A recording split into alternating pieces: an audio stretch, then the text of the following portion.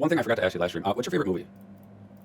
Oh, I don't think it's a movie. It's just a series. It's just Godzilla. Okay, I used to watch. Godzilla Yeah, I used to watch Godzilla all my life. So I've heard that the newest one is actually really good because they focus on like a story with a human more, and it's actually pretty good. But it's kind of contentious because like people are like, no, more monster fights. What do you think about that?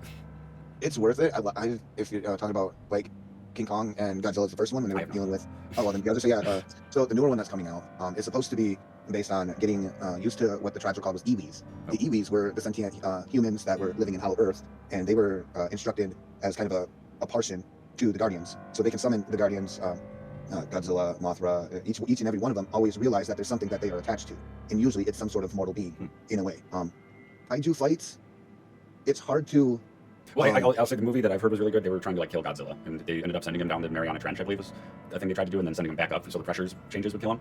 And it hurt him. Oh, the -1, yeah, that one's been. I heard that was a pretty good movie, actually.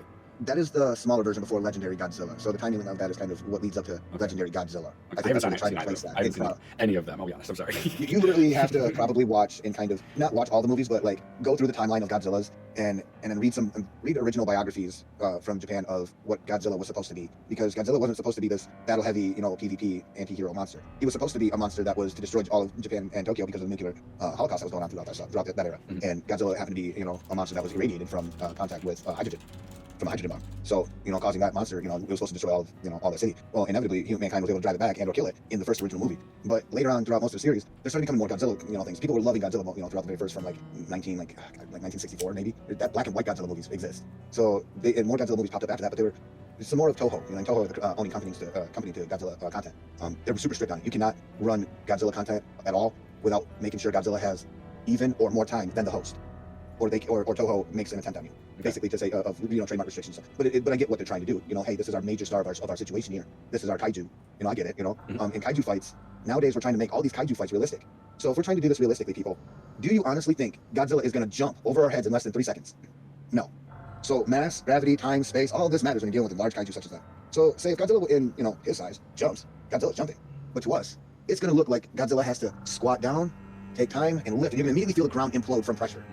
So like erratic things happen, and one's gonna look like he's moving slow in the air. Oh, but in his time he's going, "Fuck you, whoever you are, he'll kick you in the face." So like it matters to people want more kaiju fights.